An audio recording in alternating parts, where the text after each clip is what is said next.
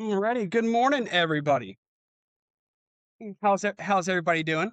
Good. You guys, everybody been pretty busy? Multiple offers and stuff right now. So we're going over it again. We just went over it. Yeah, I think in like I'm getting so many questions about it. I'm like, it's just good to I go over think it I'm again. muted. Okay, that's good. He says 2028, but I hope it's way before that. His There we go. She thought she was muted. All right. So you don't want to work for? Oh, I got to turn it on. All right, so agenda today, a little office news as always. Thought I was having a speaker, Karen, today, a new deal advisor. She's coming next week. She put it up for next week on her calendar. So she'll be in next week's, but I'm going to go over what she does and she's going to be talking a little bit more about who she is and what she has to offer and stuff like that. We're going to have Susan speak real quick about some new changes to commission statements. I think you're all really going to like this. I know they talked about it on the all in meeting with John, but we're just going to talk about it some more here.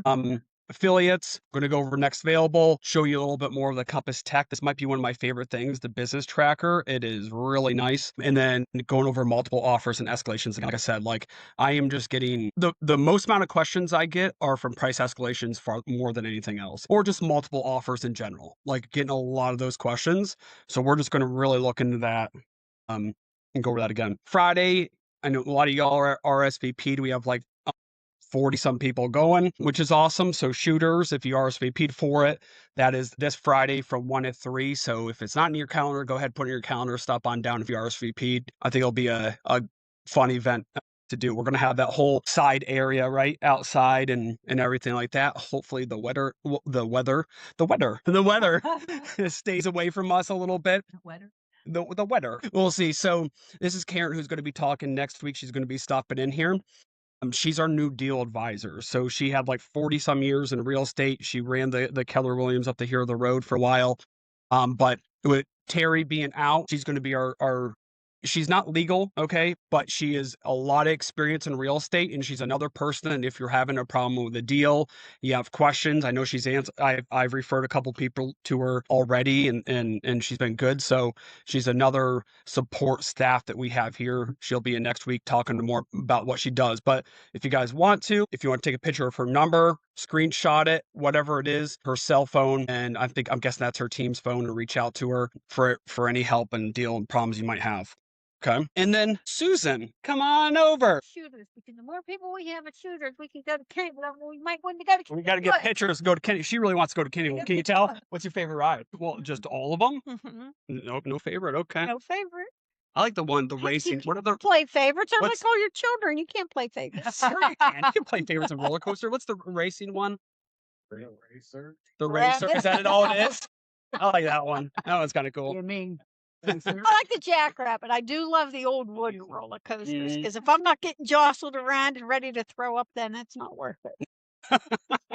Cool. So some of you may have already been seeing this coming in your mailbox from the CBO team. So how many people have gotten an email from the CBO team? Then you mustn't have a closing within the next 14 days because it was started since Monday. So from Monday, 14 days. So what's happening is they are creating what's called a CDA. The CDA is eventually going to take place of your commission statement. So what we're doing is we're saving you time of creating a commission statement. So we found that a lot of agents were struggling with the commission statement. A lot of the newer agents were doing a commission statement according to their split, or they were forgetting to put the hand money on. So then wrong money was being collected. So it was just a mess. So we are going to be saving you the time, not we personally, but the CBO team. And they're going to be creating what's called a CDA that will be able to provide to the closing company eventually for you, saving you the time of creating a commission statement and sending it to the closing company. Right now, between now and July 6th, they're just sending you this CDA so you get used to looking at it and used to telling your staff if it's incorrect. Because if it's incorrect, they're going by the information that you put into My Deals. So if this is incorrect, it's because you maybe haven't updated some things in your My Deals. So maybe the price has changed and you didn't do a My Deals change form for the price. Or your commission, you negotiated a change in a commission and you didn't update it through the My Deals. So this is your chance to get used to doing those updates through My Deals, and you're going to do an update for a price change. For the closing date, of course, we want the closing date because if they're generating this 14 days prior to closing, you want to make sure it's correct. So make sure you update your closing date. Any commission changes, any brokerage fee changes, anything that's affecting your bottom line when it comes to being paid is what you're going to want to change. So getting used to using that My Deals change form. If you're not used to it, let us know. But look at that CDA. You're going to see it has all the information that your commission statement has. It's going to have your sale price on it. It's going to have your additional commission on it. It's going to show your earnest money and all of that. So it's going to look exactly like your commission statement, only in a different format, but all of the same information is going to be there. So take a look at it. If something's wrong, then you need to do the My Deals change form, because that will alert that CBO team to right away go in and update your CDA so that it's correct. Because what we're looking for, like I said, come July 6th, they'll be sending that CDA directly to the closing company for you. So it's going to be imperative that you put the closing company that you're using when you're doing the My Deals. If you're doing the My Deals, because you know you're supposed to do that within 48 hours of your sale, make sure that you're putting it in there. If you don't know the closing company at the time that you're creating the My Deals, you can leave it blank. But when you do find out who the closing company is, please go in. And how are you going to update the closing company name in your My Deals? Change form. Do the change form, the My Deals change form. They're gonna send it to us as well as the closing. Well, they're sending it to you. Right now, it's coming to you 14 days prior to your closing so that you can see it. And then come July 6th, they're going to send it to you and to the closing company. So they're going to send it to both of you at the same time. So if a change needs made, you're going to have to do that My Deals change form to update anything that's incorrect. So they get notified right away to create a new one to send to the closing company and you again. Is it warranty information? Mhm. Or that Yep. So it'll have all of that on it. Correct. How fast a change is made. Yeah. That goes to the top of their work list. So if you do a My Deals change form, that goes to the top of their work list for the day so that it turns around right away. Now, let's say day of the closing, you now have a change. Please make sure you come to staff, do the My Deals change form, but come to staff and we can have it escalated for you. We can personally reach out and say, hey, this needs corrected ASAP. is it Julie doing it? That's the CES team. So the CES team, if you use CES, you're probably already used to seeing this form because the CES team is sending it to you because the CES team is using this right now. And if you don't use CES, Now you're going to come to your staff. Yeah. If you're using CES, you're going to go to CES and tell them it needs corrected. If you're not using CES, you're going to come to us. what's CBO stand for? It is Commission Disbursement Authorization, is Is a it CDA. CDA? That's a CDA. CBO. CBO is the Commission Coldwell Banker Operations, or they do that. No, to your My Deals, they will do it for you if you tell them. But if it was me and it was my business, I would always take control of any changes to my commission through My Deals myself, because then I'm just a control freak and I want to make sure that the change is in there. So updating price, updating commission changes, updating brokerage fee changes, closing date changes. And if you didn't originally put that closing company in, make sure you're going back in and putting your closing company name in. And again, this is just to be looking at now to get you used to looking at it till July 6th. It's not going to the closing company right now. There will be no need for you to send it to the closing company because CBO will be doing that for you come July 6th. So it does have the wiring instructions for it for commission only. So we don't want you emailing that out because that is proprietary information and puts our accounts at risk. So they don't want you emailing that anywhere. So please leave it to the CBO team to email it to the closing company. Come July 6th, the commission statement will come out as zip forms. So that commission statement for you to use will no longer be available. We do not want it used come July 6th because The only thing that should be accepted is a CDA. You'll also notice on there are the wiring instructions. So we really want the commissions to be wired because we see that things get closed out faster when we use the wiring process. So this is something that's going to stick around post transition to the all-in tech. Yep. This is the lead up to, this is part of. So it's all part of. Yeah. And it's all making your life easier because we're taking on that task for you. They're creating the commission statement. You You're a don't control have to freak do a it little bit. anymore. You know what you're saying? Well, then keep your My Deals. So you can always go into My Deals because, again, it's garbage in, garbage out, right? So you can always see what you have by looking at your My Deals. By going into Transaction Manager, you can see the information you've put in. You can always go to your My Income and Expenses and look at your pending deals to make sure your money's correct, which you always should do. And if any of those need change it through the My Deals. That's your control factor, is changing it into My Deals, and you'll see all of that stuff updated. Any questions? It'll be great. Please make sure your My Deals change forms, your My Deals are correct. Like she said, I say that's one of the biggest things that stop agents from getting paid on time is when their My Deals is incorrect. Their contracts are reading different than what they're actually getting on the Alta. So your contracts, this has been going on for almost 2 years now when we made that switch with the whole state. This is every company. Your contract has to match what's on the Alta. And then what's on your contracts need to represent what's in the My Deals, if there's any changes, My Deals change forms. So just be diligent at that. Make sure your My Deals change forms are right all the time, or your My Deals are just right. And then keep an eye out for this email and just check the math, make sure it's good, and it saves you the step of doing the commission statements and sending it off now and having. One more thing, your My Deals does not take the place of you. This is all. Yep. You still need to change your terms, send them for your file. And I know the closing companies are very happy about this. One of the things that sometimes holds up getting the Alta out sometimes is them asking the agent, "Can we get your commission statement? Can we get your commission statement?" So, and some agents are sending the last second. So this is done 2 weeks ahead of time. It's going to stop all that, and Alta should be out a little bit sooner. So I know it's not all of you, but there are definitely some agents that are slow in getting their commission statements out. I don't think so. I don't see why. Commission statement. Yeah, I don't see why. This is still your bill to the closing company of what you're due.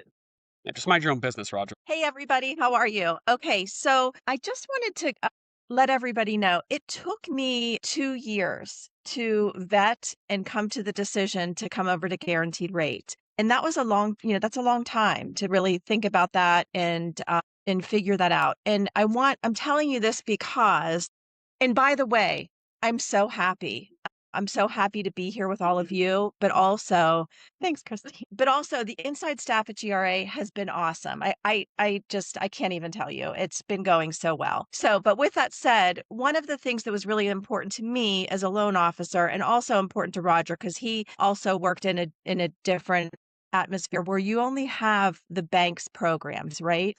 And it's so important to me to be able to offer clients anything out there. So what we're doing when we're pre-approving people is we're shopping around already for the best programs for that client. And that's so important because that above rate really saves people money, right? So I want to get across to you that was really important. And that was part of my vetting process, was looking at all the programs.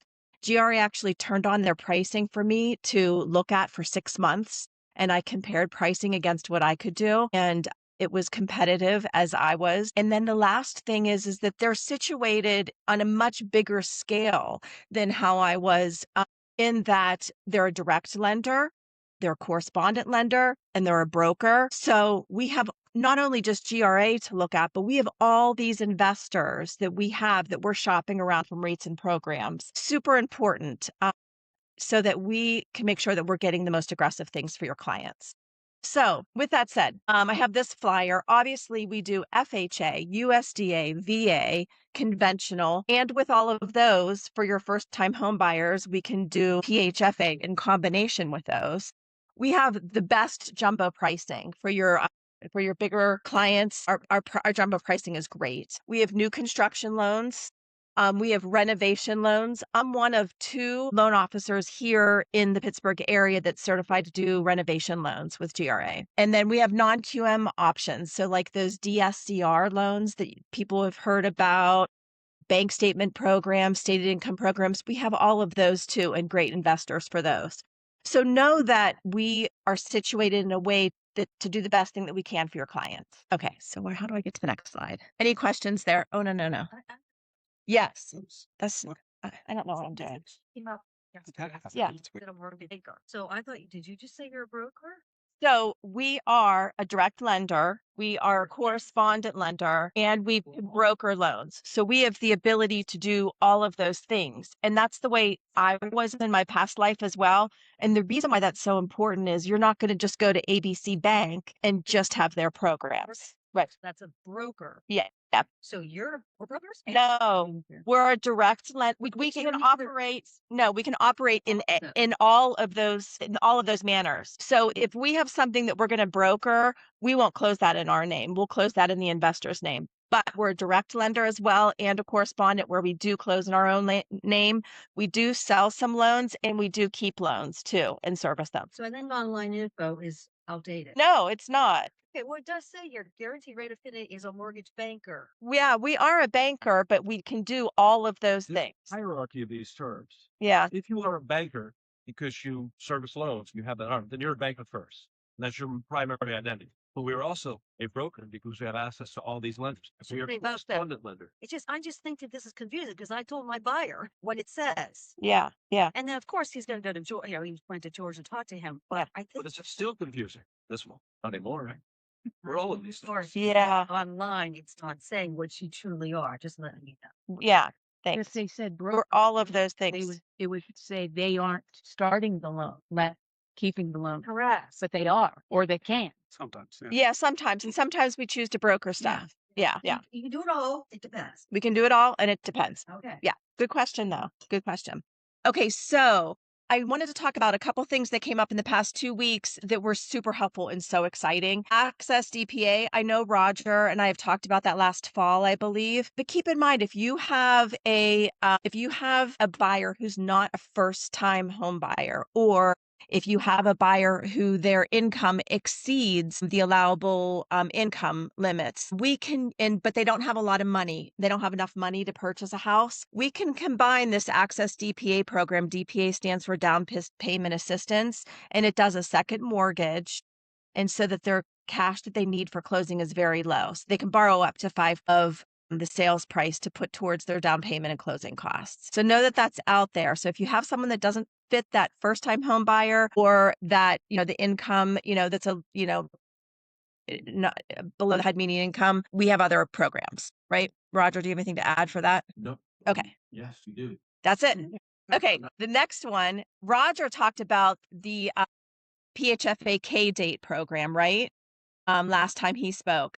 It's a newer program with the PHFA, but I was so excited. An agent had asked me to do numbers. Thank you very much for her client. And we combined the USDA, and we could do a separate training sometime on the USDA. That's for more rural properties. Most of Beaver County is eligible. North of North Boundary Road and east of Franklin Road in Butler County is eligible. I don't know if there's too much eligible in Allegheny County. I don't think there is any. But anyways, so those more rural areas, but there's areas that you wouldn't even think are rural that are considered rural with USDA. Anyways, we combined the USDA PHFA K-Date program. You guys look at this. This was $165,000. His cash due at closing was $1,067. That's not the payment. That was the cash due at closing. And his payment came in at $1,200 a month. Isn't that crazy? It was, yes. No, I don't even have the hand money in there. Situation, they could conceivably get a refund on their hand money. Right. Yeah. Wow. Yeah. You can't make a situation like this, but you can't get a refund for anything that you paid in advance that exceeds this final number. Yeah. So I just was like so excited about this. So I wanted to get that out to you guys because this was just the USDA combined with a K-Date program. Yeah. Yeah. So the K-Date is a second mortgage, just to repeat what Roger had gone over. It's a second mortgage, 0%. You don't have to make payments on it, but it's not forgivable. You pay it like if you refinanced or moved or whatever, right? Yep. Anything to add there, Roger? I wanted to ask for clarification on the part of receiving cash at closing. Yes. So the point I wanted to make, and this is true also like VA loans, where you can have a zero down payment seller assist. If you have too much sort of on the table than actual cost, you can't keep the money. So if you're required when everything's done to come to closing to say $4,000, but you've negotiated for 6% seller assist, that extra, and it's a $6,000 seller assist, the extra $2,000 you can't keep. You wouldn't be able to walk away with that. So we would restructure, maybe increase your down payment and tweak it. But that's where the restrictions are.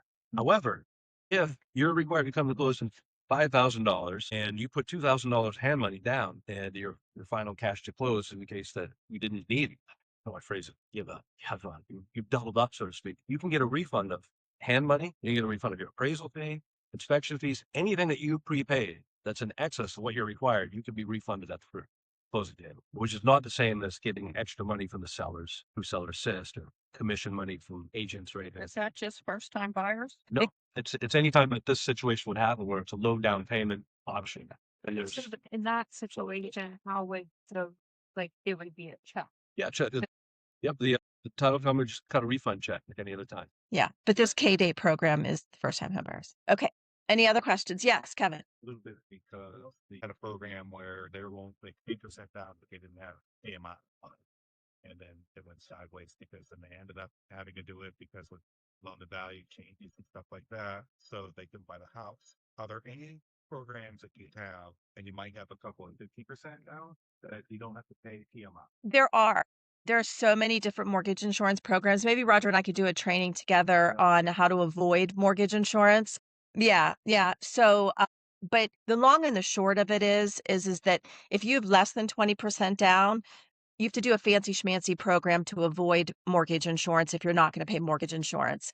In 9 out of 10 times, it makes sense just to do the mortgage insurance. But to answer your question, yes, there's lender paid mortgage insurance where they feel like they're not paying for it, but they pay for it in the rate. There's upfront mortgage insurance. There's all different stuff out there. So yeah. Rated at 10% down, they pay a lump sum up front, finance it onto the loan amount. The difference in payment will be less than the monthly mortgage payment. The difference in payment would be less than lender paid MI because the rate wouldn't change. So often that's the best one we use. And it's probably where we'd start in the presentation. Yeah. But in other banks, they market themselves as, oh, we don't have any mortgage insurance, but they're doing something like a fancy schmancy program behind the scenes. And they can market it anyway. It's perfectly fine. Do you know what I mean? You're saying no monthly mortgage. Right. So once we start going wah wah wah, and you don't we lose you, just know that we're behind the scenes looking at all those programs, asking the customer, how are you going to make your payments? Are you going to be making extra payments? Are you not? Because we're taking all these programs into consideration to figure out what the best thing is for them. Okay. Lastly, we have something super fun. So everybody worked super hard with getting shoes donated, right? And we got 413, but we'll say 412 because 412 shoes, right? So yay! Wait, pairs or shoes? Pairs. Okay. Yeah. Nice. So we are going to go to the last Wednesday in July to go see the Pirates play. Everything's going to be paid for, food and drink and all that good stuff. I think it's the 29th. Tuesday? When No, it's I a didn't see it Wednesday. over. You didn't see it come over. I started doing a flyer, but it needs to be Wednesday's the 29th. the 29th. I think it's a 12:35 game, but I'll get the details to you. But definitely mark off the afternoon of the 29th. So we're going to have fun. Wednesday, the 29th. So mark off, think about your, schedules and stuff. I'm going to need a quick RSVP before the end of the month and I'll get flyers out. But they need to be tweaked. So, okay, that's it. Thank you very much. But they have some new checklist out. I'll get these out to you guys. It was just another checklist. And this is not for Keystone. This is for when you have a listing. So a new listing checklist of prior to the MLS, what to do. And when it gets listed on the MLS, there's some good information there that you can use. She'll be sending it out to everyone that they can use and check it off while you're going through the deal. But nice little checklist they have. And next week, we're going to have a little bit more information. I'm going to tell you about what's some things that are going on with them as well. But some excitement, good things. We have a new local Assurant home warranty rep, which is welcome back, kinda. He's eventually going to be talking. I don't know if anybody here remember Kit? Okay, there's a few of you. Yeah, so he was in relocation here for Cole. I forget how long he was here, but he was here with Coldwell Banker for quite a while. And during 2020 with COVID and everything going on then, He ended up taking a different position, but now he is back as an Assurant home warranty rep. So he is a local guy. A lot of us know him here. He's pretty good. So I'm going to be meeting with him next week just to go over everything. And he's going to be presenting in the office and stuff as well. So looks like the number got cut off there a little bit, but 412-999-2374 is his phone number. So if you have questions about the home warranty, things like that, he's going to be now our local rep to go to ask questions and what to do and things like that. Okay. 412-999-2374. Yep. All right. So, and then some that if you guys haven't been on there yet, there are some digital portals that you can jump onto, you or your customer. There's two different portals. When you go on there, you'll sign on as an agent on your phone. But there's different things you can have in there. There's training and sales support material on there. So if you're, hey, what's different from the one we had before, you can go on there and see some of that information, how to use it. Plan enrollment can be on there, different quotes that you can get. Obviously, you can do that through My Deals when you put it in as well. Support and escalations, and then there's an AI-based assistant on there as well. You know how AHS had a portal? This is the Assurant portal. Yeah, so here, if you guys want to, I mean, you could just go to Assurant Home Warranty, Google it, and you go and you can sign in as an agent or scan this QR code, and they'll take you right to it as well to jump on the portal and get all the information from it. Okay, leave that up for anybody online. All right, social media mastermind. Has anybody here been on any of these yet? The social media masterminds, a couple of you. I've been on a couple of them. They're pretty good. Thankfully, I don't have any appointments this Wednesday at 1 o'clock, so I'm going to stream it in here if you guys want to come in and watch it as well. They usually pick one of the best people within Coldwell Banker across the country and say, hey, what are you doing to increase your social media presence and things like that? Like, what are the things you're doing? It's 1 to 2 on Wednesday. So if you can't make it in, like I said, you can jump online. You can register on there as well to watch this. This here is CB Lindsay. She is, well, that's her Instagram, but she is like one of the head of marketing. Definitely worth a follow. She puts out a lot of stuff of like things you can do with AI and different things to increase your Google. This one's about and stuff like that. Your Google business profile, things that we're doing with Coldwell Banker and stuff like that. She is worth a follow on there. But here's a little video from her. Only 8.4% of real estate agents are showing up when buyers ask AI who to hire in their market. But the agents who are, they're closing those leads at nearly 4 times the rate of Zillow leads, often with substantially higher commission potential. This is one of the biggest competitive advantages in real estate right now, but the window is going to close. Here's exactly what you need to do to land in that 8%. Step 1, build real neighborhood content on your website, not a paragraph, an actual guide. Cover things like pricing trends, inventory shifts, and lifestyle content in your voice. Why? Because 44% of AI citations come from first-party websites. AI trusts the platforms you control most, so own your zip code on your page before you try it anywhere else. Step 2, your Google business profile is not a directory listing. It is the first place AI looks to verify you're a real local expert. Post to it weekly. Use question and answer format and mention your neighborhoods by name. Treat it like your homepage because for AI, it basically is. Step 3, write your content in answer format first. Start with the exact question a buyer or seller is going to ask and then answer it clearly before expanding. The agents winning in AI search are not writing blogs. They're actually building libraries of trusted answers. And the final step, this is the last one, something very few agents are doing. I want you to get your name cited somewhere other than your local website. Local news, community blogs, even a podcast interview. You need a quote in a neighborhood guide someone else published. AI trusts consensus. The more your name, market, and expertise appear together online, the stronger your authority becomes. The window to build this before anyone else figures it out is still open. Own the space, and your future self is going to thank you. Those are great. Again, worth a follow. Yeah. One of the things that I heard suggested a little bit differently was to do a Q&A section on your Google page, and that like you had to essentially be logged out as a page manager and ask questions and then answer them. And I was having a really hard time doing that. So do you think that what she's saying is just the body of your Google page would have like questions and then the answer and not necessarily a Q&A section? I can tell you that there's a partial answer to that. I don't know whether the Q&A still exists on Okay. the Google business page. It used to exist. And it's Okay. really good. You didn't have to log out. You were in there yourself and you put the question in and then you answered the question. I think that on some pages they've gotten rid of that. So you can't do that anymore. Okay. With the answers, yeah, and Yeah. I actually never No, it's did the Q&A, I you know. was like, I couldn't figure out how to do it. So. There used to be a Q&A section, so it made it really easy. And you would put the question that people would normally ask, and then you do a paragraph answering that. And I had that on my website, but then it went away. Okay. Mm. All right, cool. Well, thank you. So I put these up when I send the week ahead email out.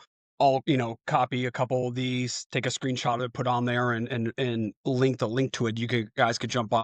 And does anybody ever jump on these at all? And I put in, okay, a couple of you do. I recommend start getting on these. I try to find ones on there that I'm like, okay, this is actually pretty valuable. Go ahead and jump on there. Like this AEO from Search to Answers AEO. Like some of these questions would be coming up on there where you can learn what you should be doing on your Google business page and things like that. Like this is just where it's kind of shifting to more of a digital space. Farming still works, but I think there's a little bit of age demographic to farming as well out there. Whereas like me, I'm throwing all that kind of stuff out. It's not real estate. I'll look at the real estate agent stuff because I want to see what the competitors are doing. But anyone else, I'm just chucking it. I'm just going online and Googling or asking AI for that stuff. I think that's what the majority of people are starting to do. So if you want to be seen a lot more and get more online leads, I recommend start jumping on these things and learning how you can really capitalize and grow your AEO and SEO. So, but go on here. I mean, I send it out every week, but I would go ahead and bookmark it. That's the bottom of my week ahead email, and just go through here and be like, oh, what are some, on Monday, what are some things I want to jump into? If you guys haven't yet, I've put one on every single week, the database spring cleanup with a new home platform coming on. Has anybody jumped on any of these database spring cleanups yet, Sandy? Okay. I'll start jumping onto some of these, getting that cleaned up. So when it comes September, you guys are all ready to go with your database. You have it good. I would recommend jumping on one now. And then you take the class, learn how to clean it up, and then you can spend that rest of the time. Don't wait till the last second before we start the platform. And you're like, oh crap, I got to clean up my database. Start working on that now, get it all ready to go. Keep adding people to it, make it better. So when we do have that home platform, you guys are all ready to go on there. Okay. So then again, next available, hopefully you guys are using this. There's good stuff in here. If you're not going in there and looking and playing around with it of what's in there, there's some really helpful stuff for you in there. So if you just need quick help, right here is the contact cleanup. You could just go in there and do a 20-minute session of how do I clean up my contacts. You don't have to do the full hour class that they do on there. So go check that out. I have questions about MoxieWorks, Listing Concierge, Design Concierge, your Google business profile right there. What do I do? The Marketing Center. If you're just unsure, get a little stuck, go on here. It's the same day, if not the next day. They'll jump on you for 20 minutes and help you through this. And then they have the other part of Next Available, the strategy consultations. It's in Next Available. It's an app on desk. Yep. So there's two sections. There's the strategy consultations, and then there's I cut it off, but it's just one of our desk apps on there that you can use. But on here, if you haven't done the online presence audit or the online search visibility, the AEO, again, highly recommend. These are based off from you. You go in there and you put in what your Facebook is, what your Instagram is, what your Google business page is, all those things. And then there's someone who specializes in these areas that go and actually look at yours, not just a generic thing. They look at yours and say, this is how you maximize this. If you're not doing these, it's a free thing to you. It's a 40-minute call just for you. Go ahead and jump on these. Revive My Listing. You got a new listing, and now what? Even experienced agent might be able to pick something off from here. And the in between listings, I need to be a little bit proactive and get out there and get business. What do I do? If you're feeling like you need a little bit of business, I recommend jumping on one of those for 40 minutes as well. So they can really, and it's about you. It's not just a big class with a bunch of people. Okay. And again, the contact spring cleaning list, they'll go over this on here, but start here. Do you know who this contact is? Nope. You have no clue. Maybe unless you have them tagged as an open house person or something like that. But if you have someone in your contact, you're you have no clue who it is, I would just get rid of them. Yes, you know who they are. Would you feel confident calling this person to check in, wish them well, or congratulate them on big news? No, this has removed contact.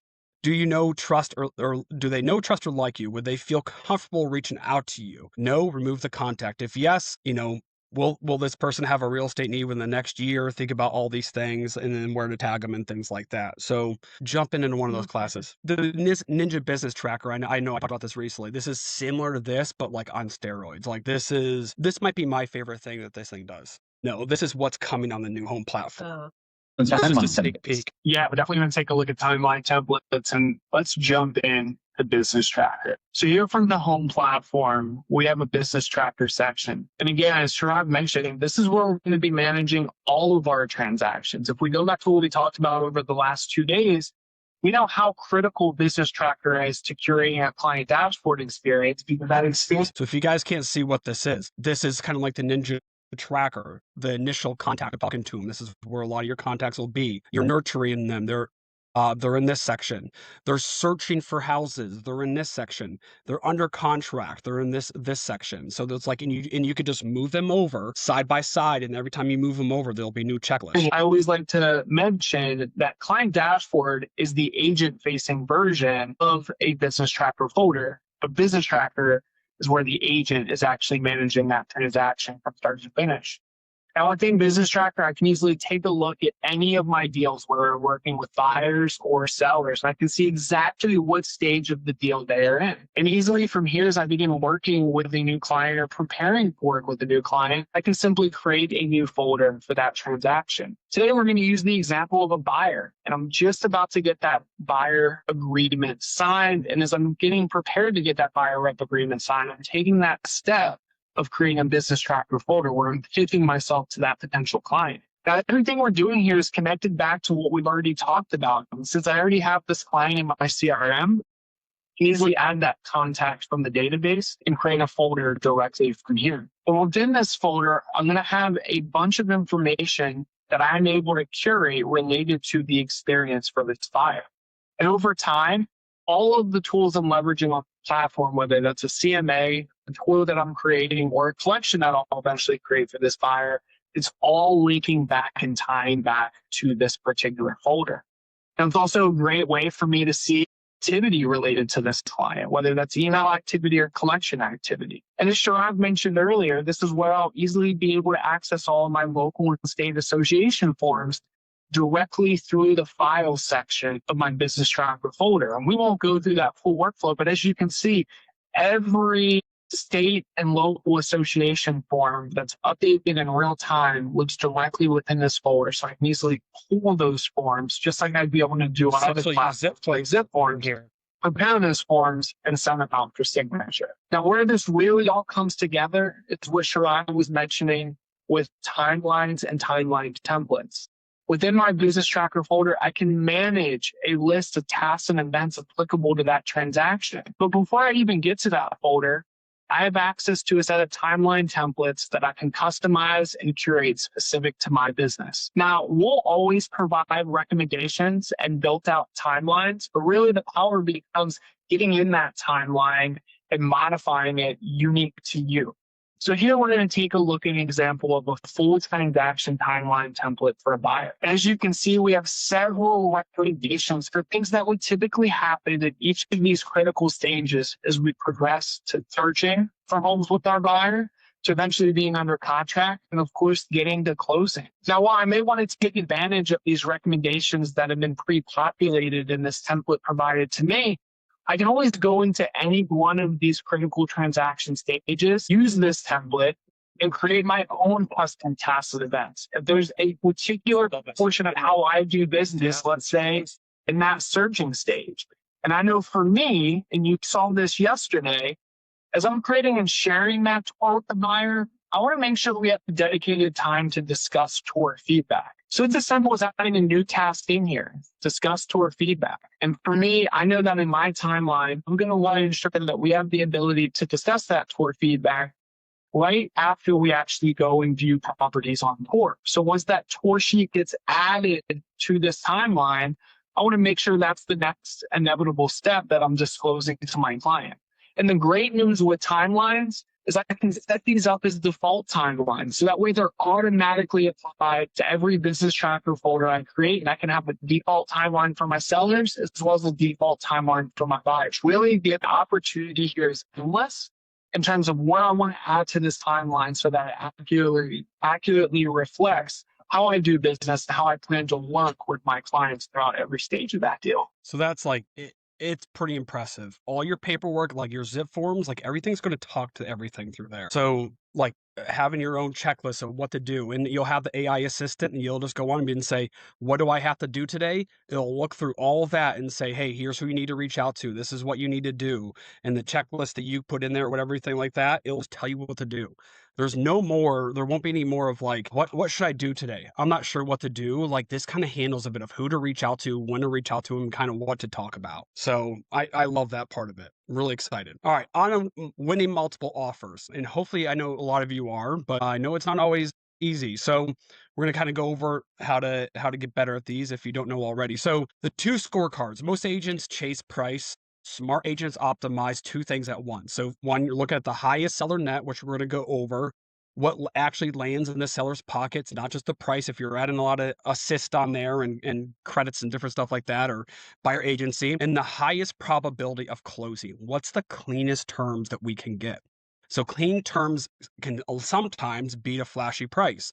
I just had an agent call me the other day where they had like 5 offers that were all in the low 300s, and one offered like 360 or something, like 40,000 over everybody else. But their terms were just awful. And it's just like, yeah, like it's probably not going to praise. Like they end up accepting a lower one, like $40,000 less, because it's just like the terms weren't as good. So let's talk about terms. So what can you do as a buyer? Cover the commission. Always now, especially now, I like it more now. I see a lot of you collecting from your buyers and not just accepting what the sellers are doing. Keep on doing that. Our actual commission rate is going up on the buyer agency side. Since the new changes took over 2 years ago, we're getting more commissions because you guys are treating your buyer agency contract like a contract. So buyer pays some or all of your BAC, or they could pay all commissions, including the listing agent's commissions. Okay. What does this do? It dramatically lowers the seller cost, makes your offer feel more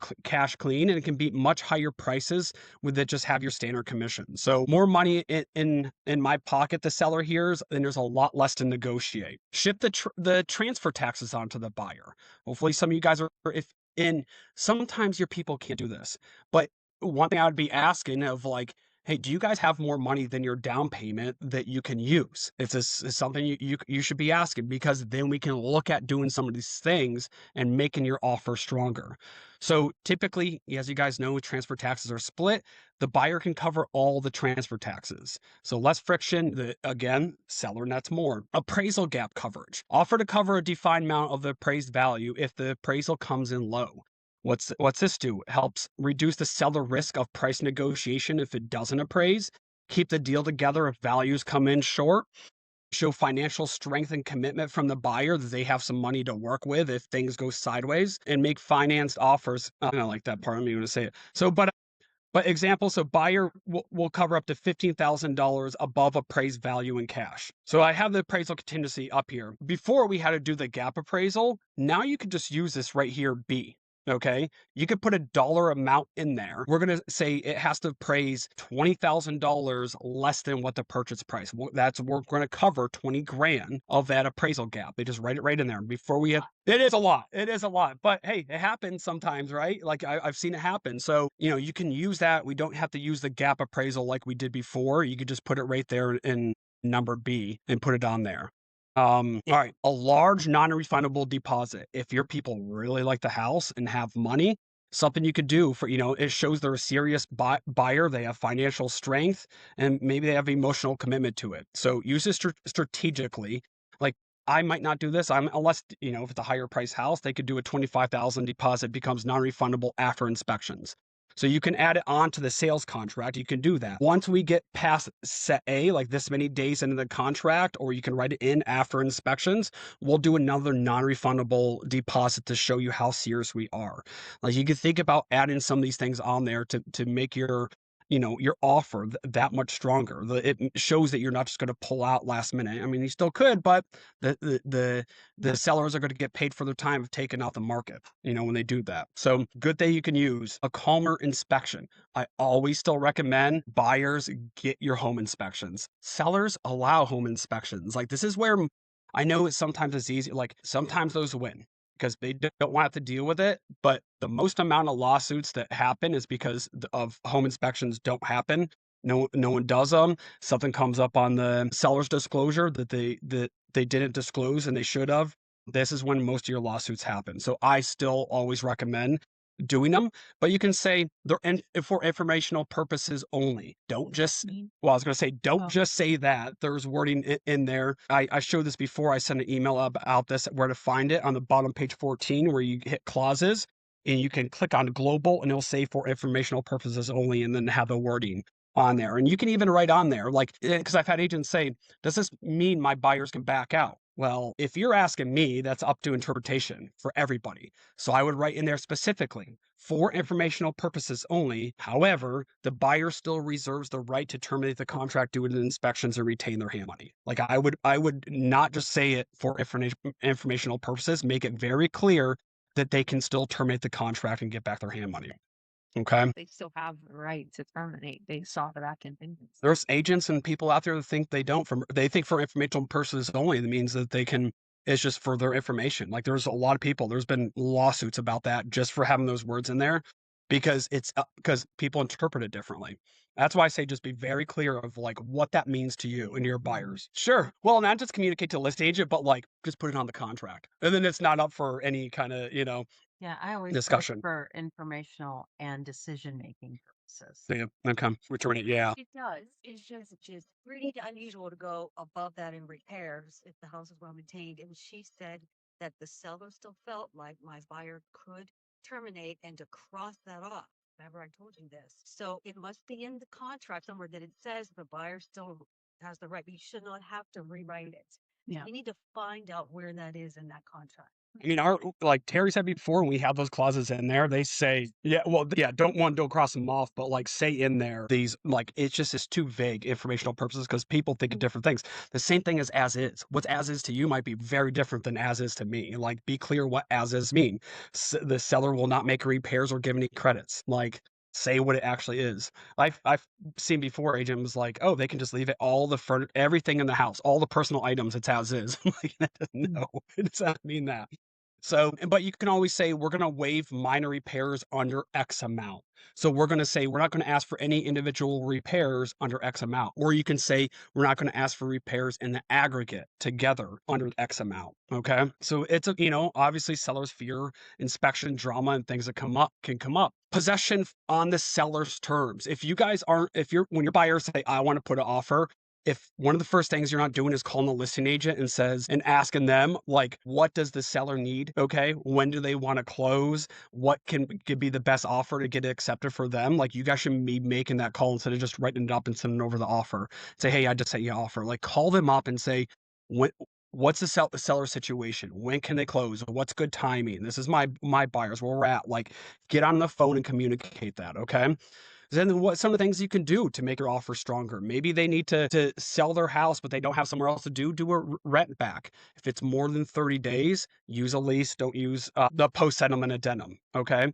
You could do a delayed settlement a little bit. You could do a quick close, or just free occupancy. We want this house so bad, we're going to let you stay for free for 2 weeks. Okay. To make our offer stronger. You could do that. Okay. So convenience can sometimes beat cash or beat more money. Financing that reads like cash. So GRA can do a lot of these things. Fully underwritten pre-approval.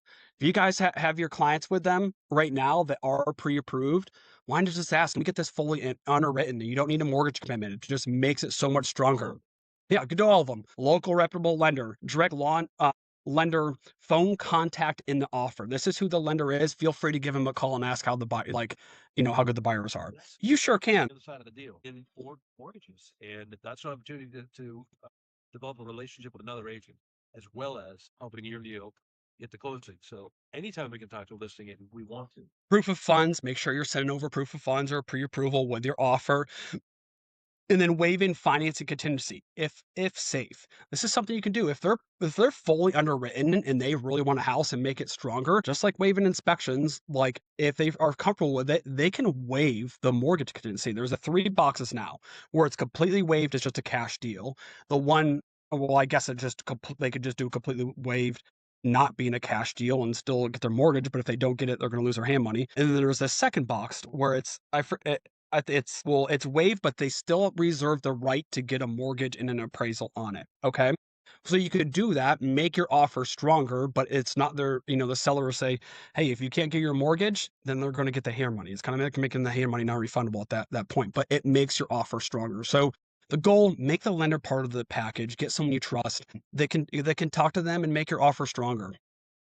And then the human connection. Again, love letters. Now, if you're on the buyers, the seller side is risky. Love letters, if you are allowing love letters and they're talking about their family and stuff like that, and your buyers choose them or don't choose someone dependent on something, you're opening yourself up for some liability and your sellers with fair housing and stuff like that. On buy side, there's nothing that says you can't send something on buy side to get offer accepted. And I know there's people that are still doing it, but on the seller side, it could be very risky. So instead, a clean summary sheet. When you guys send over your offer, put in a summary. Hey, this is laid out all the terms of my offer nice and clean, and bullet points of what it is, a nice professional presentation, and the agent credibility matters. The listing agents sell certainty to the sellers when it's nice and clean like that. And they could just say, I can email it right over to them and they can read it. A lot of sellers have never seen a sales contract before. They don't know what they're looking at. Are you trusting that listing agent is going to present your offer as well as you can lay it out in bullet points to them of exactly what it means? If you're not doing it, I highly recommend starting to do that. And as always, just be kind. I see like a lot of agents, like sometimes they think it's just this battle. They're on the other side. Like, you guys are trying to get to the same spot. You're trying to get to the closing table. Like, you're better off being nice to each other and working together than trying to butt heads. Like, figure out solutions together. And I can see it. There's agents in our company and the other companies that can just be like, they get real fierce and real like, it's going to be my way. Like, try to get to the closing table and be kind. It's going to make the process a lot easier. And the agents are going to want to work with you when you do have this multiple offers later on. They're not gonna be like, oh gosh, she's like, you all have worked with those agents, but like, they're just awful to deal with. They're just jerks or whatever like that. Like, be that agent that's kind and is easy to work with. It will go much further for you in your business. All right. On all of our favorite things, price escalation clauses. I would say this is by far the thing that I've gotten more calls about and questions about in the last 4 months than anything else by far. I mean, it's like a couple every single week. So I put it right on here so we can read through what it is. So we're going to get down a little bit to second line. Purchase of the property, competing offer. This is saying if they got a bona fide offer for someone else, it becomes multiple offer. With terms acceptable to the seller and the net purchase price. Remember, not purchase prices, is the net purchase price is the big thing. The purchase price less any identified seller's assist and seller financial concessions equal to or higher than the net purchase price offered by buyer. Buyer agrees that the purchase price of buyer's offers increase if the net purchase price is blank. So this is 1,000. I don't ever recommend putting $500 on there. Like, get 2,000, 2,500, 5,000. If you really want to get your offer to be stronger, we're going to go 5,000, 10,000 higher than the next highest offer. $500 isn't going to do it to make your offer that much stronger. If the terms are pretty similar, they're going to look at some of the other terms of the offer. The different, You all yeah, 2,500. What if somebody else does the exact same thing? So do 2,750, sure, make it a little different. 28, Yep. So the higher the better on those. It's going to make your offer stronger. But something I want to bring attention to, and we're going to go over this.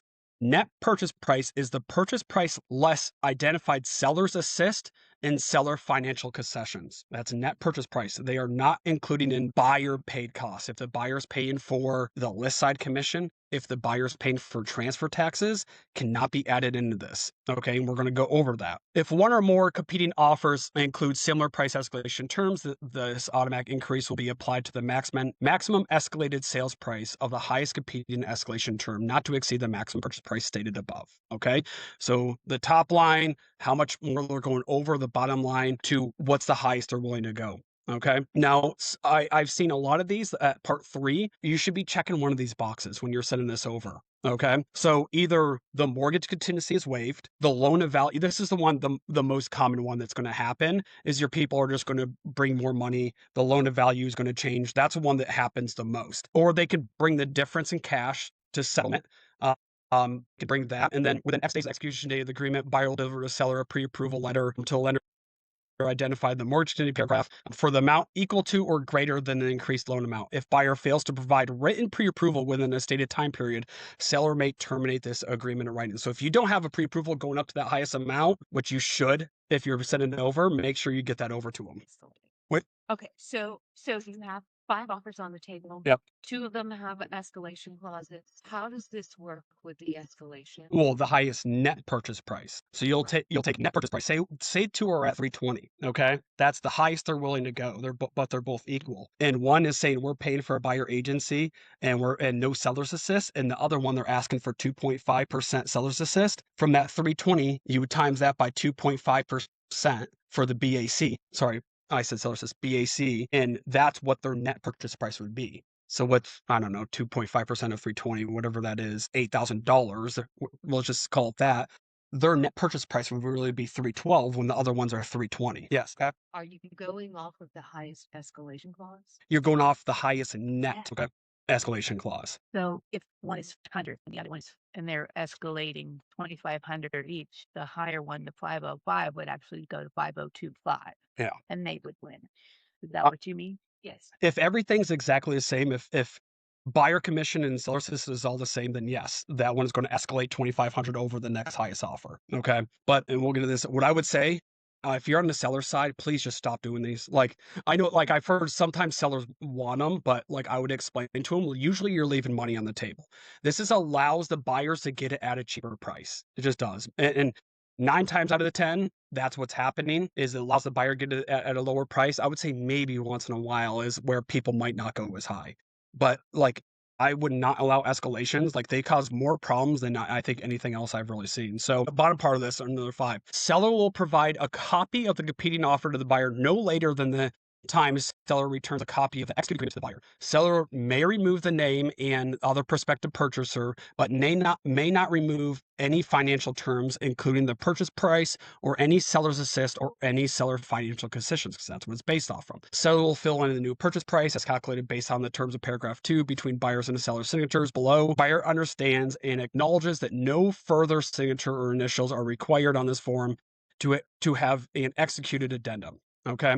So they have to provide the copy of if you're winning on an escalation and they are not sending over that offer right away, like reach out to them, say, and if there's any problems, which there has been, and like, we don't, like, call me, I will call their manager, we'll get that competing offer, because they have to prove why you won, that you actually went up over that. Sure. Yeah. Well, the biggest ones the biggest ones are the seller's assist and the BAC. Because that's what they're basing the net off, are the biggest things that you want to see. Sure. What's that? Let's say she was using 500 and somebody's willing to go to 525, but you let them escalate, and they might only have to go to 510, and they lose that 15,000 they were really willing to pay. Yeah. The last couple I did that were multiple offers and didn't allow escalations.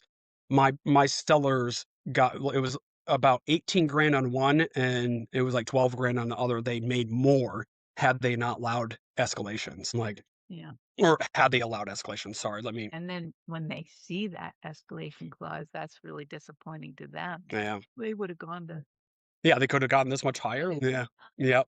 So, and then at the bottom part here, you guys should be filling this in. So the price escalation becomes addendum to the sales contract. What you shouldn't be doing is saying, okay, you won the offer on the price escalation. We're going to go back to the sales contract. We're going to change everything to match what it should be and then send it over to you. Okay. This is an addendum. It goes part of it. So in part A, you'll say the purchase price of the agreements of sale is increased from this price of what was on the contract up to what they're actually getting to, and that's the sales price. I don't like that. I know I don't like this at all, but it's what you're supposed to do. No, but I mean, I've had it like the appraiser sees the front page or the second page of the agreement, doesn't notice the price escalation clause, and appraises it for what it was, not what it's went up to. So why can't you just? Well, you would send over the whole thing to, Of course right? you do, Yeah, but where they'd have they noticed. look at it Well, yeah, and then had it didn't use it. and date it. Yeah, Yeah, exactly. yeah. Do they say don't do that, do this? They're saying if you're using this form, you should use it in its entirety how you're supposed to use it. Like, I know. I'm going to send over, I got a QR code for you guys to go to the state of what they say about the price escalation addendum, but like, that's how they say you should use it. So, but I know, You get it. I like that more too, but That's what they're saying. Who's they? The attorney? yes, that would the par. Still, Yeah, and still send. yeah. So they may not like it, but what's wrong with crossing out the price and having everyone initial it. Like in a court of law, like why is that not just as good as using this form? If you can go back and say, originally I used this form, Yeah. here it is. And that's what we agreed on. I agree. I would rather do it that way too, but the PAR is saying this is how it should be done. Okay, so this QR code on May page, yeah. Yeah. Let's just stop using those. I would like Yeah. them to just to ban them. Yeah. Unless they allow it for your buyer, then the buyer doesn't have to pay it. Yeah. So go ahead. If you guys have your phone, I highly recommend scanning this QR code and it will take you to this blog all about the price escalation addendum and how it works. Okay. And different questions about it. And there's things that I've learned, 4 months ago. So how many of you think transfer taxes would be included in if the buyer's paying all transfer taxes? Is that included in the net purchase price? The seller's netting more? Yes. I know with them. So technically, no. Transfer taxes, that the buyers are paying the transfer taxes, which your sellers are netting more. They are. But if you're using the price escalation addendum, they're not supposed to be included. So do buyer financial concessions. This is part of that blog that I'm sending you. This is from PAR. Do buyer financial concessions get calculated into the net purchase price for comparison purposes? The terms of the Form PEA say that the buyer will escalate their offer a certain amount over the net purchase price of the next highest competing offer. So how does that get calculated? And can buyers who offer concessions like paying both sides of transfer taxes use these concessions to calculate the net purchase price? No. As it clearly stated in the form, the net purchase price is calculated as a purchase price from the original agreement of sale minus any seller financial concessions like seller's assist. You do not add additional financial incentives offered by the buyer. Why? Because that's what the form says. I know. I agree. It's outrageous. Like this is how unless the buyer's paying for the listing commission, which they can, which wouldn't be included in it. It's stupid. I know. It's outrageous. That's why I don't like these at all. Thank you. Negotiate, like calling the agent, or you're the listing agent, calling and saying, hey, I've gotten 3 offers. Can you go back to your clients and say, highest and best, do you buy 3 p.m. today? It negates us out of that negotiation. And then when that doesn't happen, you get your buyers coming back to you and go, well, wait, I was willing to compete a little bit more, but they didn't come back to us. Yeah. And I say, well, sorry, too bad, too sad. Yeah, it's the highest and best, the highest and best. Yeah. Why didn't you come? Right. So, all right. But see, there's that, multiple offer, Or, yeah. and I've turned it into an Excel spreadsheet to Yeah. make it like super easy and put all that in. And why can't you just put that in there? Put it in there and use it. I Yeah. do, Yeah. but I'm just not going to use escalation. Yeah. clauses. What? Yeah, On the seller side. Yeah. on the seller. On the buyer side, like the buyer can have the opportunity of getting the house cheaper. So, but like, But then if I it's just not, wish they got rid of if them. it's not going to be considered, Right. why wouldn't it be considered? The seller's agent is worth anything. They're going to say, well, you're actually getting 8,000 more here. Right. I know. But I wanted to go over because again, it's why I get more questions about anything else. Yeah. Yep. I've never had a buyer or seller yet tell me, well, no, we want it anyway. But what if they did? What if they're like, We just had one of those happen where she advised them not to and they used it. Yeah. It's a seller's choice for 100%. Yep. 100%. No, it's a seller's choice if they want to allow them or not.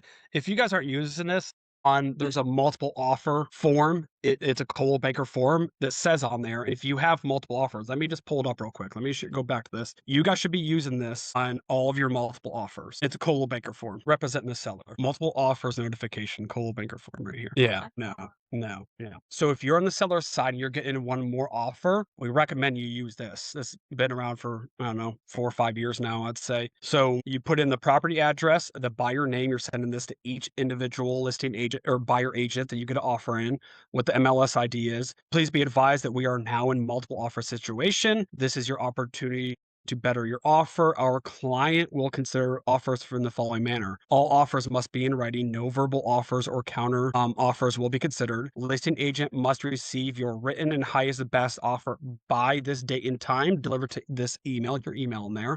All written offers will be submitted to the seller. The seller will have the sole discretion to accept or reject any offer. Must include pre-approval letter or proof of funds for cash offer. At seller's sole discretion, a price escalation addendum will not be considered, or a price escalation addendum I'm sorry, will be considered or will not be considered. This is where you would check that box. Wait, we're not considering it and send it over to them because there are agents be like, nah, we still want to use a price escalation. I had one do that to me. And I had to be like, we are taking your purchase price. You can redo your contract and get it in by the highest and best time, but we are not accepting your price escalation. And like, so like 100%. And if anybody does that to you and you're saying no price escalations, please let me know. You just got to stay strong and say, no, we are not accepting this.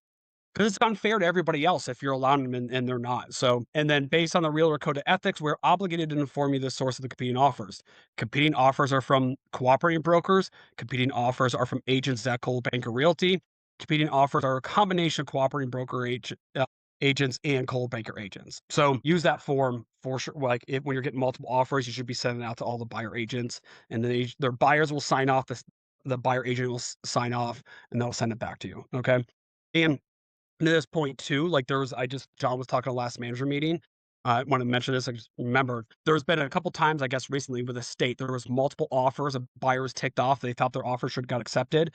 Call the state. The state comes in and says, hey, we want to see everything. Give us the transaction. Make sure you guys are starting to put like all the multiple offers you get in there. Just go in under other documents and upload all the offers into there because they'll go and look the twice they came and looked at all those. So upload all your offers into there. So to be safe in Transaction Manager, my deals. Wow, I think like 18 offers one government received. Should. That's what they're telling us.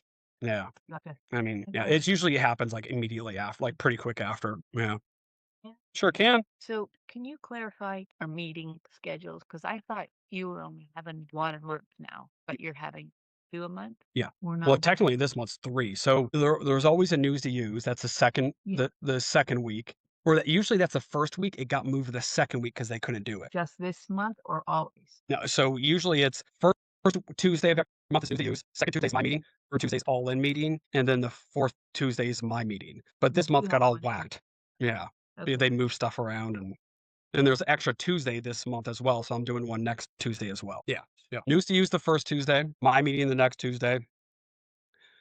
All in Pittsburgh meeting with John Perry the third Tuesday, and my meeting the fourth Tuesday. And then if there's an extra Tuesday, which we just had a couple months ago in March, I did an extra one then too, and I'll do extra one this month. That's always the second Tuesday. All right. This month, since there's 5 Tuesdays, you are going to have a meeting next Yep. week.